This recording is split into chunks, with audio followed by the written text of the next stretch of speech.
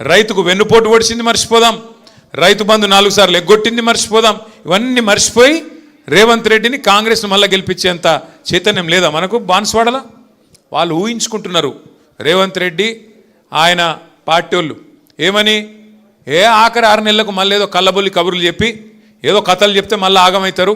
అమాయకులు తెలంగాణ గ్రామీణ ప్రాంతాల్లో ఉండే రైతులు ఒకసారి మోసం చేసినాం మళ్ళా మోసం చేస్తాం అని చెప్పి నమ్మకంగా ఉన్నాడు. ఇవాళ 2 లక్షల రుణమాఫీ చేస్తా అన్నాడు.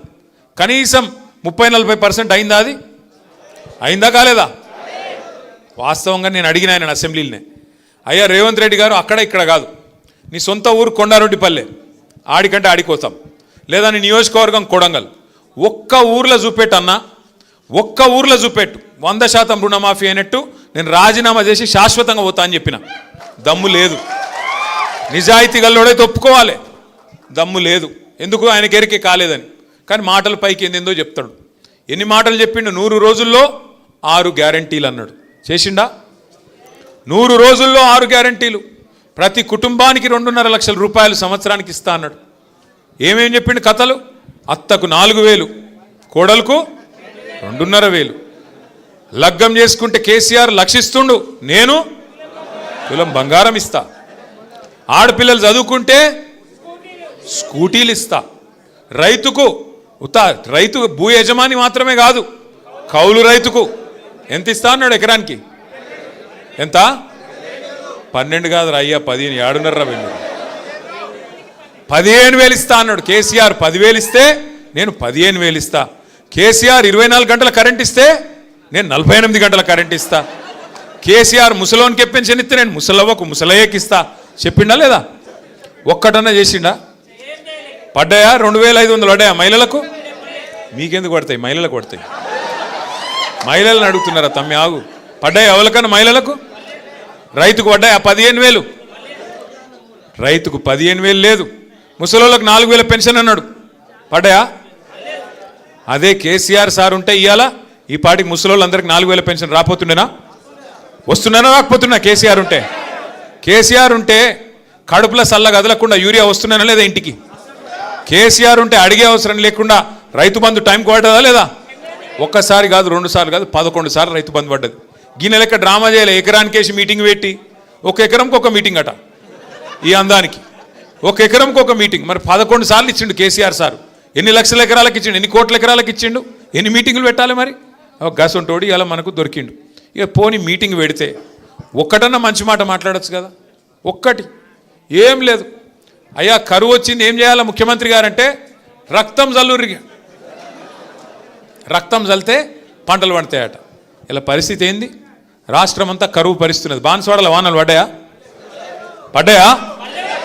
కానీ మీకు ఉపాయం తెలుసా? కేసీఆర్ ఎంత గొప్పగా ఆలోచన చేసిండో.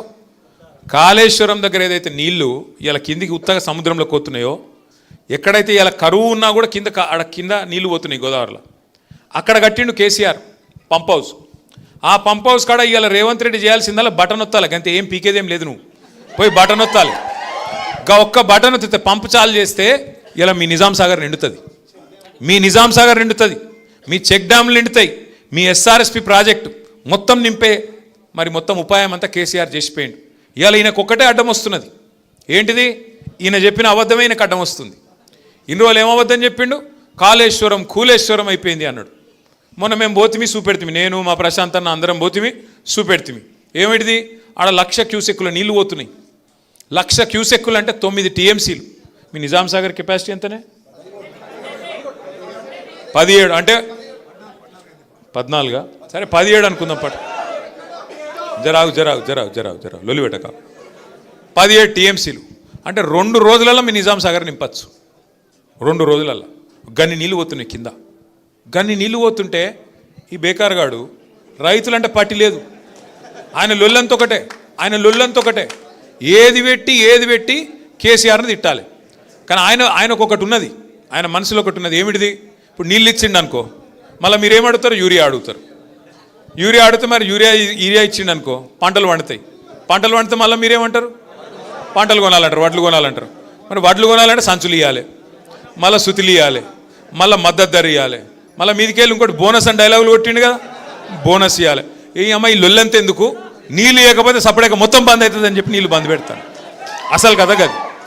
ఆయన నీళ్ళు ఇవ్వకపోతే కారణం ఏంటంటే మొత్తం వ్యవస్థ మంచిగానే ఉన్నది. కాళేశ్వరంలో ఒక్క మేడిగడ్డ బరాజులో 2 పిల్లర్లు కుంగినాయి. ఆ 2 పిల్లర్లు కుంగితే 31 నెలల నీకు సుతారాలు దొరుకుతలేరా?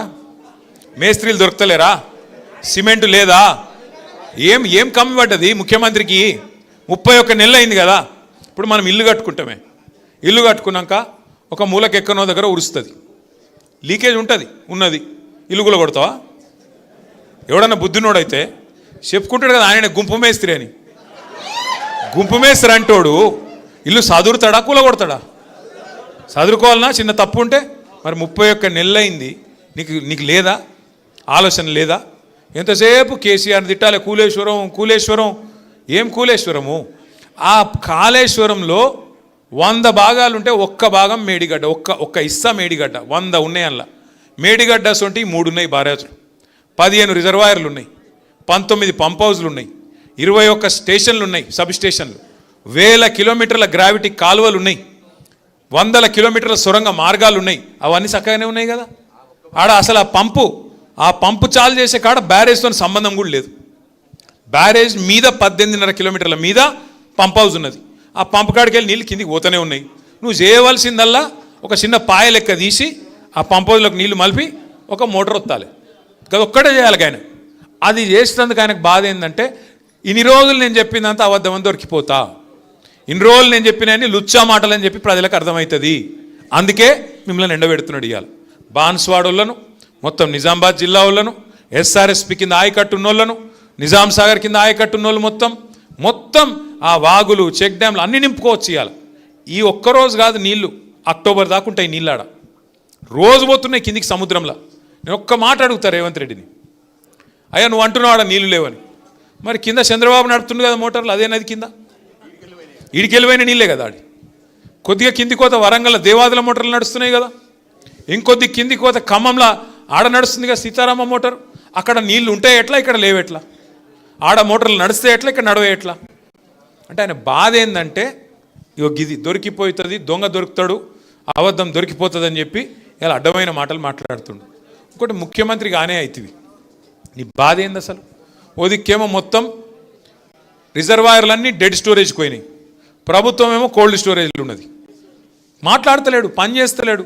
నిన్న మొన్న ఏదో మీటింగ్ పెట్టిండట, మా సంజయ్ చెప్తున్నాడు, కరువు పరిస్థితులు వచ్చినాక ఇప్పుడు మీటింగ్ పెట్టినట. కరువు రానే వచ్చే రైతులు బాధ వడనే పడుతుంది. ఇన్ని రోజులకు మేల్కొన్నావు. ఎప్పుడు చెప్పారు శాస్త్రవేత్తలు? 6 నెలల కిందే చెప్పారు ఎల్ నీనో వస్తుంది అని 6 నెలలకే చెప్తున్నారు. 6 నెలలకు దొంగలు పడ్డాక 6 నెలలకు కుక్కలు మురిగినట్టు ఇప్పుడు మీటింగ్ పెడతాడు. ఏం చేస్తావు మీటింగ్ పెట్టి? ఇప్పుడు ఎవడు బతికిండు ఎవడు తెచ్చిండు చూస్తావా? ఏం చేస్తావు?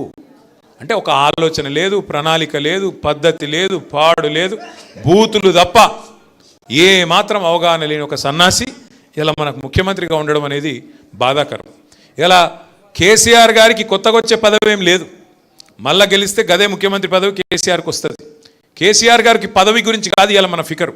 ఇలా మన ఫికర్ ఏంటంటే కష్టపడి తెచ్చుకున్న తెలంగాణ, పోరాటాలతో తెచ్చుకున్న తెలంగాణ. మీ బాన్స్వాడలో కూడా మీరు ఊరు వాడ ఏకం చేసి ఆ రోజు జేఏసీలు కట్టి ఎక్కడోళ్ళు అక్కడ మన టీఆర్ఎస్ వాళ్ళు జెండా ఎగిరేసి బ్రహ్మాండంగా ఆ రోజు కొట్లాడి ఆఖరికి సావుకు తెగించి మన నాయకుడు 11 రోజులు నిరాహార దీక్ష చేసి సావు నోట్లో తలబెట్టి తెచ్చిన తెలంగాణ ఇలా